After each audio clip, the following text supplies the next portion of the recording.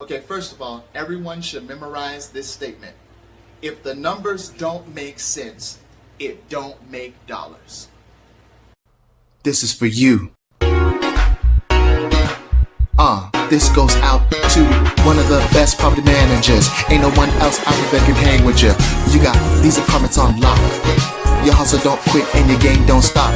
I know you're sick of me not paying the rent. Got my check next thing you know my money spent. But I know I got a reckon, and I'll have your money on the 22nd.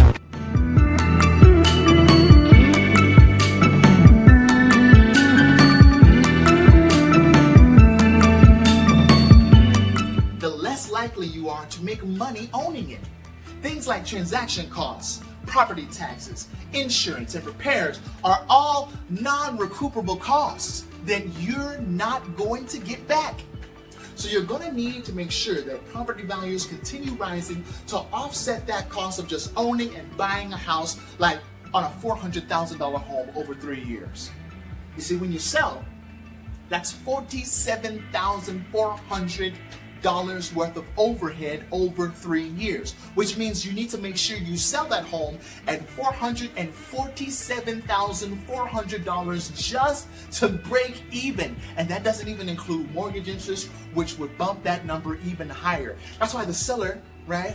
Realtors, that's why the seller out there, they're like, man, please sell my home for this much. It's because of that, all right? That's why for the most part, the break-even point for a lot of homeowners is between 5 and 7 years. And that gets to the point where owning a home becomes cheaper than renting the same thing. In almost all situations, the longer you keep the home, the more likely you are to come out ahead and make money. And if you're buying a rental property, this is especially important because even though a property might cash flow really well from the very beginning, it's potentially all for nothing if you have to buy and sell within a short period of time, and those transaction costs end up eating into your profit. So CJ, what's the recommendation, man? That's a great question.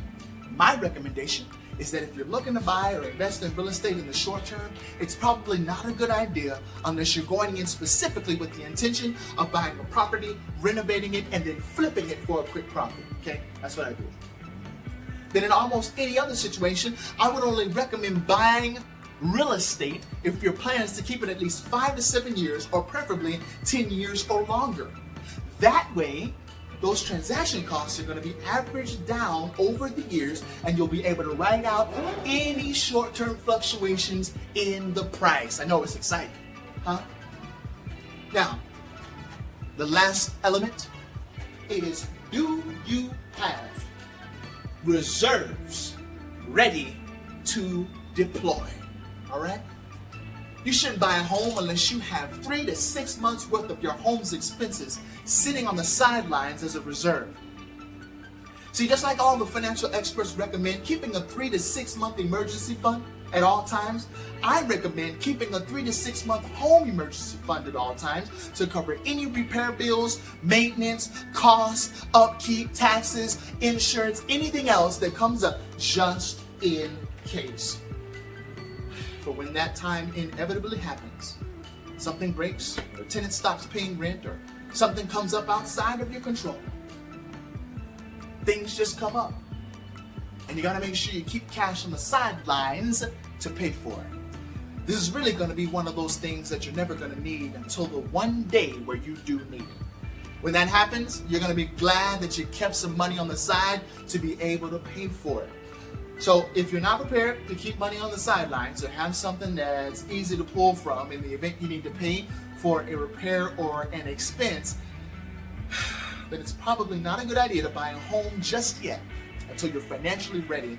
And listen, I'm not trying to dissuade you from buying real estate, because in the right circumstances, long-term owning of real estate could be one of the best choices you make and could end up making you a lot of capital, okay? But this is meant to get you thinking about why you're buying a property in the first place and to really make sure you understand the numbers behind it.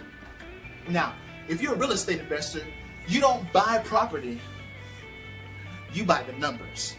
Okay, if the numbers don't make sense, it won't make dollars. If you got any questions, creditwiz@investorpro.org. Don't forget to join my team, Velocity University student community. Man, we are going back and forth on the ideas that we have in investments, and also making sure that our investments not only grow but are protected. All right, you got